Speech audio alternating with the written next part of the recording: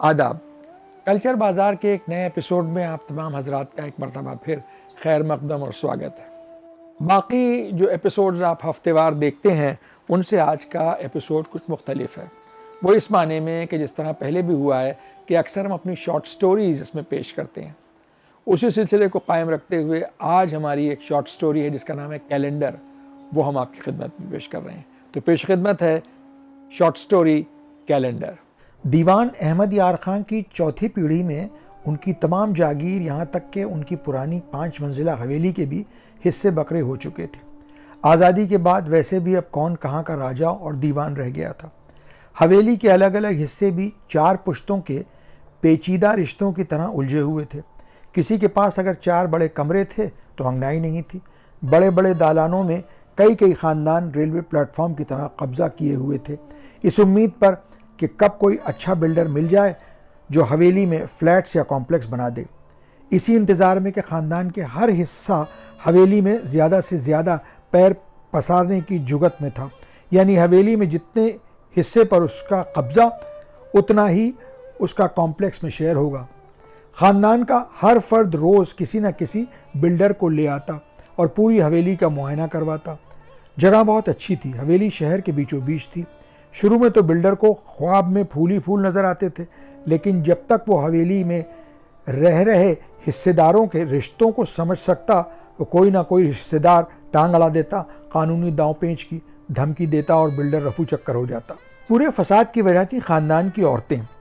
रिश्ते में कोई किसी की चचाजाद बहन थी और खालाजाद बेटी भी, और उनकी अम्माएँ और दादियाँ नानियाँ भी इसी तरह भाभी, चची, सास और समधने थीं। एक ही ख़ानदान में किसी की ननिहाल और ददियाल दोनों थी। ये सिलसिला सदियों से चला आ रहा था। आपस की शादियों में रिश्तों के साथ रंजिशें भी चलती हैं।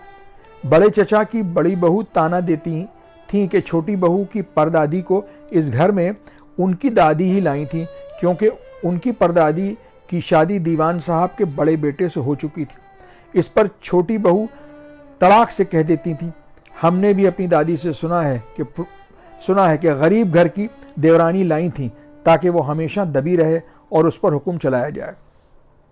ये तो कहो कि हमारी दादी सूरत की अच्छी थी, वरना नौकरानियों में शुमार की जाती। ऐसे ही कितनी सदियों पुराने गिले शिकवे बोसीदा हो चली हवेली में नासूर बने रिस रहे थे।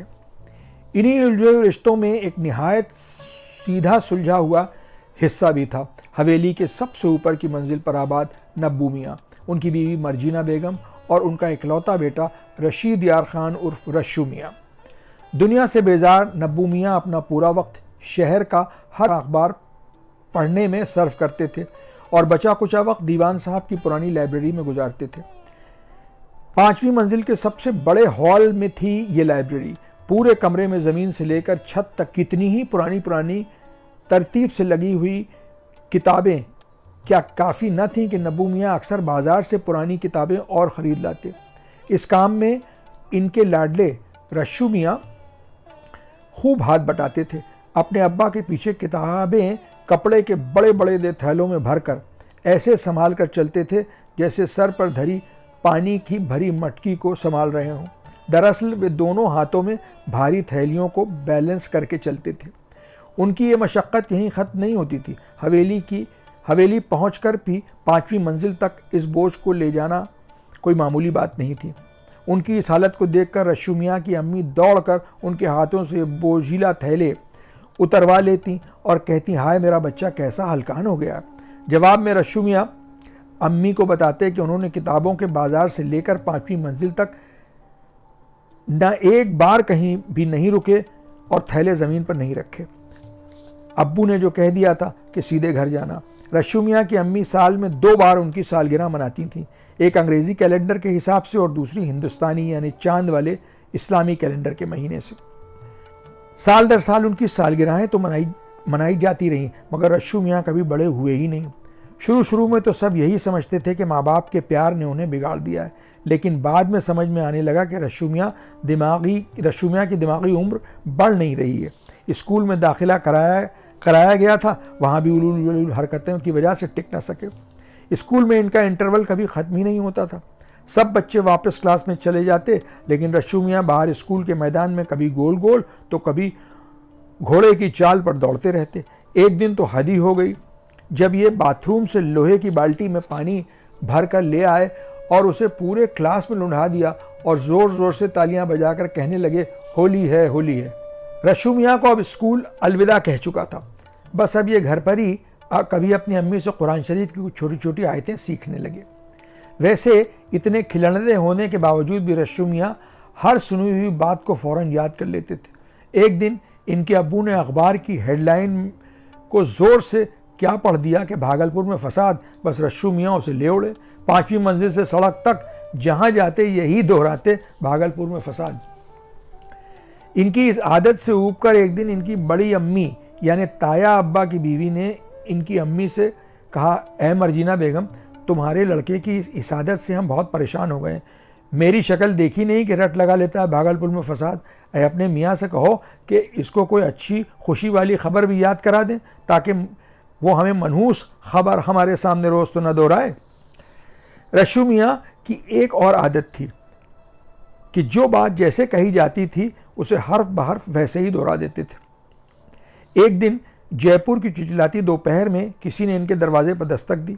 इनके अब्बू ने दस्तक सुनकर अपने आप से कहा कि ये कौन ही ज़रा आसान बदनसीब है जो इस दोपहर में मारा मारा फिर रहा है। रश्शू मियाँ ने दरवाज़ा खोला और आने वाले से कह दिया, अब्बू हैं तो, मगर कह रहे हैं कि ये कौन ही ज़रा आसान बदनसीब है जो इस दोपहर में मारा मारा फिर रहा है। ये सुनते ही आने वाला उल्टे पैरों लौट गया। एक दिन इनके अब्बू ने इनको 100 रुपये का नोट दिया और कहा, सामने वाले ओमकार परचूनिये से थे, तोड़ा लाओ। परचूनिये ने बदले में कुछ फटे पुराने नोट इन्हें थमा दिए। अब्बू ने नोटों को देखकर कहा कि ये नोट उसने अपनी अम्मा की मुँह दिखाई के गले से निकाल कर दिए हैं शायद, और रश्शू मियाँ को नोट बदलने के लिए भेजा। फिर क्या था, रश्शू मियाँ ने पूरा का पूरा जुमला वैसे ही दोहरा दिया। रश्शू मियाँ को मीठा खाने का बहुत शौक़ था, जो घर में उनकी अम्मी इनको ठंडे पानी में रूह अफ़ज़ा के गिलास भर भर के पिला के पूरा करती थी। मीठा खाने की इस आदत को पूरा करने वाला एक और भी था, सड़क पार मथुरा हलवाई, जिसके यहाँ से रोज़ दिन भर में कई बार कलाकंद लेके आते थे। हर बार अम्मी से पैसे लेकर आते थे और कलाकंद ले जाते थे, मगर घर की डेहड़ी में ही इनकी पुड़िया खुल जाती थी और दूसरी मंजिल तक पहुँचते पहुँचते कलाकंद चट कर देते थे। फिर अम्मी से पैसे लेते थे और फिर यही सब होता था। कभी कभी तो इनकी इतनी कलाकंद खा लेते थे कि इनको उबकाइयाँ आने लगती थीं और इनकी अम्मी इन्हें काला नमक और चूरन चटाती थी। कलाकंद के शौक़ ने रश्शू मियाँ को बर्बाद कर दिया। अम्मी और अब्बू के गुजर जाने के बाद अब इनको कलाकंद खरीदने के लिए कोई पैसे देने वाला ना रहा। मथुरा हलवाई ने तरकीब सोची और हर बार इनसे उधार के नाम पर कागज़ पर दस्तखत करवा लेता था। लोगों का कहना है कि एक दिन हलवाई ने उनसे 2 पुड़िया कलाकंद के बदले इनकी हवेली के नीचे वाली दर्जनों दुकानों में से 5 दुकानों का बेचानामा साइन करवा लिया। ऐसी बातें छिपती कहाँ हैं, वो दिन कि आज तक उस बाज़ार को ही कलाकंद बाज़ार कहा जाता है। बेचानामा साइन करवाने के बाद से हलवाई ने रश्शू मियाँ से ऐसी आंखें पलटी कि अब इनको वह कलाकंद देना तो दूर, वो इनको अपनी दुकान के बरामदे तक में फटकने नहीं देता था। अब बेचारे रश्शू मियाँ दूर से खड़े कलाकंद के थालों को हसरत से देखा करते थे। कभी कदार रिश्तेदार तरस खाकर इनको थोड़ी सी कलाकंद दिला दिया करते थे। अब्बू के इंतकाल के बाद से बाज़ार से पुरानी किताबों के थैले उठाने का वो सिलसिला तो ख़त्म हो गया, लेकिन रश्शू मियाँ को उन भारी थैलों को उठाने की ऐसी आदत पड़ी कि वो अक्सर उन बड़े थैलों में बराबर की वज़न के ईंटें भरकर इस तरह समझ कर चलते थे जैसे वो अपने अब्बू के पीछे किताबें लेकर चला करते थे। अब्बू और अम्मी के गुजर जाने के बाद अब रश्शू मियाँ बिल्कुल अकेले हो गए थे। ख़ानदान वालों ने पहली फुर्सत में इनको 5वीं मंजिल से बेदखल कर दिया और अब पूरी तरह से यतीम रश्शू मियाँ को हवेली के ग्राउंड फ्लोर पर पीछे के एक सीलन भरे कमरे में शिफ्ट कर दिया गया। उनके अब्बू की लाइब्रेरी की नायाब किताबों, मैन्यूस्क्रिप्ट, चमड़े पर बने पुराने नक्शे, शाही वक्त की मोहरें, पेन स्टैंड और फर्नीचर पहले तो एंटीक डीलर ले गए और बचा कुछ सामान कबाड़ियों के हवाले कर दिया गया। किताबों के अंबार को जाते देखकर रश्शू मियाँ किताबों वाले अपने थैले उठा कर लाते थे और कहते थे कि हम इन्हें ले जाएंगे, लेकिन वहाँ अब उन थैलों की क्या ज़रूरत थी। ख़रीदार डीलर्स अपने साथ पैकर्स जो लाए थे। सीलन भरे कमरे में अब रश्शू मियाँ की खबर लेने वाला कोई न था, सिवाय एक दूर की फूफी अफसर जहाँ बेगम के, जो रश्शू मियाँ के खाने पीने का और कपड़ों का ख्याल रखती थी। इन्हीं फूफी ने एक दिन ख़ानदान के किसी गरीब रिश्तेदार की बेटी से रश्शू मियाँ का रिश्ता करा दिया। लड़की सूरत में कमज़ोर थी मगर थी कमाती धमाती। सरकारी स्कूल में एफजी पर मास्टरनी थी। उम्मीद थी कि किसी न किसी दिन एक दिन नौकरी पक्की हो जाएगी।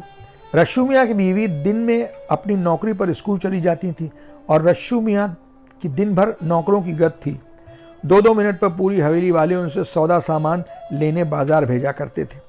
एक दिन किसी खरीदार के वापसी में किए गए पैसों में 10 रुपए कम थे, जिसका रश्शू मियाँ कुछ साफ साफ हिसाब न दे सके।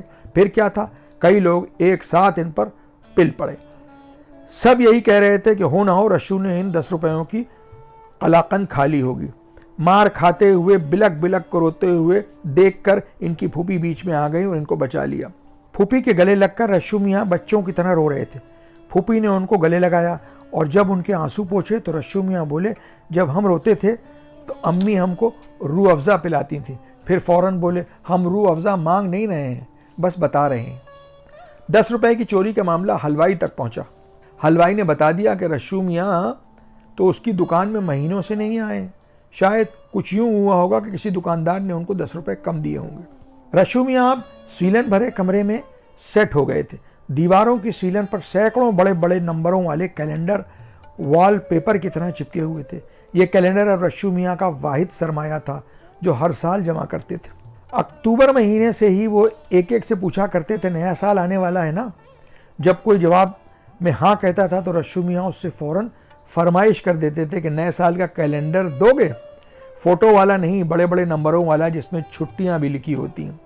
नए साल के कैलेंडर को रश्शू मियाँ याद कर लिया करते थे और किसी ने पूछा नहीं कि फ़ौरन आंखें बंद करके बता देते थे कि कौन सा त्यौहार किस दिन और किस तारीख को पड़ रहा है। हर साल के कैलेंडर में उनको अपनी सालगिरह की तारीख दोनों अंग्रेज़ी और इस्लामी महीने के हिसाब से बता देते थे। वो इस वजह से कि उनकी पैदाइश ईद मिलाद के दूसरे दिन हुई थी, लिहाजा कैलेंडर में इस दिन की छुट्टी होती है और उसके 2 दिन बाद ही इनकी सालगिरह इस्लामी कैलेंडर के हिसाब से होती थी, जिसको ये कैलकुलेट कर लेते थे। रश्शू मियाँ को अपनी मास्टरनी बीवी से एक बेटा भी हुआ था जो अपनी माँ की तरह ठीक ठाक नॉर्मल बच्चा था। अब रश्शू मियाँ को भी इस दुनिया से गुजरे हुए बरसों बरस हो चुके हैं। न कहीं उनको कोई याद करता है और न ही उनका कोई जिक्र होता है। बिल्कुल घर के पुराने फर्नीचर की तरह जो बेपरवाही से हटा दिया जाता है। रश्शू मियाँ कभी थे भी, ये भी किसी को याद नहीं कि अचानक एक दिन हम जयपुर के गवर्नमेंट प्रेस के सामने रुके हुए थे कि एक नौजवान ने हमको बड़े तपाक से सलाम किया। रोशन चेहरा, गहरी बड़ी आंखें और गंधारा के बुद्धा की तरह तीखे नए नक्श। हमने यूं ही रवारवी में कह दिया, यहाँ क्या कर रहे हो? नौजवान ने बताया कि गवर्नमेंट प्रेस में ही काम करता है। फिर हमारे हाव भाव देखकर वो कुछ समझ गया कि हमने शायद उसको पहचाना नहीं है और कहने लगा कि अंकल, आप तो यूसुफ चचा के दोस्त हैं, आपको बचपन में बहुत देखा है। यूसुफ यानी यूसुफ यार खान, जो उस नौजवान के चचा होते थे और हम जिनसे मिलने के लिए कभी कदार हवेली में जाया करते थे। नौजवान ने बताया कि वो रश्शू मियाँ का बेटा है जो गवर्नमेंट प्रेस में काम करता है। हमारे मुंह से बेसाख्ता निकल गया, तो आजकल क्या छाप रहे हो? नौजवान ने कहा, आजकल तो नए साल के कैलेंडर छप रहे हैं। हमने भी रश्शू मियाँ की ही तरह उनके बेटे से फरमाइश कर दी कि एक कैलेंडर हमको भी दे दो। 10 मिनट के अंदर वो बड़ी बड़ी तारीखों वाला लाल रंग से छपा हुआ कैलेंडर, जिसमें छुट्टियाँ बाकायदा लिखी थी, हमारे सामने ले आया। हमने बस एक ही कैलेंडर लिया और फिर नौजवान को गले लगाया। ड्राइवर से कहा, कब्रिस्तान चलो। ड्राइवर ने घबराकर पूछा, कब्रिस्तान? सब ठीक तो है? हमने कहा, हाँ, एक कब्र पर जाना है। ड्राइवर ने पूछा, सर अगरबत्ती फूल वगैरह कुछ लेने हैं? हमने कहा नहीं। रास्ते से हम यूसुफ को लेते हुए कब्रिस्तान पहुंच गए। जयपुर की गर्मी थी कि दिन के 11 बजे ही दोपहर का समय था। यूसुफ को भी रश्शू मियाँ की कब्र का कुछ ठीक अंदाज़ा नहीं था। बस इतना याद था कि बड़े दादा और दादी की कब्र के बीच कहीं रश्शू मियाँ भी सो रहे हैं।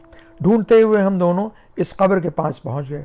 2 आलीशान पक्की कब्रों के बीच एक गुमनाम सी कच्ची कब्र। यूसुफ ने कहा, यही है शायद। कब्र के सिरहाने खड़े होकर हम दोनों ने फातिहा पढ़ा और कुछ देर खामोश खड़े रहे।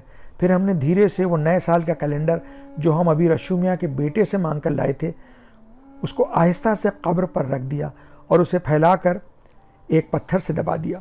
चल रही हवा लू के थपेड़ों में बदल रही थी। कैलेंडर की मुड़ान अभी सीधी ना हुई थी, लेकिन हवा से कैलेंडर के पन्ने ऐसे फर खुल बंद हो रहे थे जैसे कोई कबूतर फड़फड़ाता हो। हम लोगों को वापस आता देखकर ही ड्राइवर ने गाड़ी स्टार्ट की तो उसकी आवाज़ हमको आधा किलोमीटर से दूर से बिल्कुल साफ सुनाई दी। कब्रिस्तान की खामोशी जो थी। वापसी के पूरे रास्ते यूसुफ गाड़ी के शीशे से बाहर देखता रहा। उसकी हल्की गुलाबी टी शर्ट पर टप टप गिर रहे उसके आंसू उस पर गहरे गुलाबी निशान बना रहे थे। उम्मीद है ये छोटी सी कहानी कैलेंडर आप हजरात को पसंद आई होगी। अपने कमेंट्स हमें ज़रूर भेजें इस शॉर्ट स्टोरी के सिलसिले में भी, और हमारे चैनल पर और भी जो एपिसोड्स आते हैं उनके बारे में भी। इजाज़त लेने से पहले वही गुजारिश कि आप हजरात इस चैनल को देखते रहें, क्योंकि ये आपका अपना चैनल है जिसका नाम है कल्चर बाज़ार। अपने दोस्तों से भी हमारे एपिसोड शेयर करें और उनसे भी इसको सब्सक्राइब करवाएं। बेल का आइकन दबाना आप ना भूलें ताकि आपको टाइमली नोटिफिकेशंस मिलते रहें। अगली मर्तबा आपसे फिर मुलाकात होगी किसी नए मौजू के साथ। तब तक के लिए इजाज़त। खुदा हाफिज़। आदाब।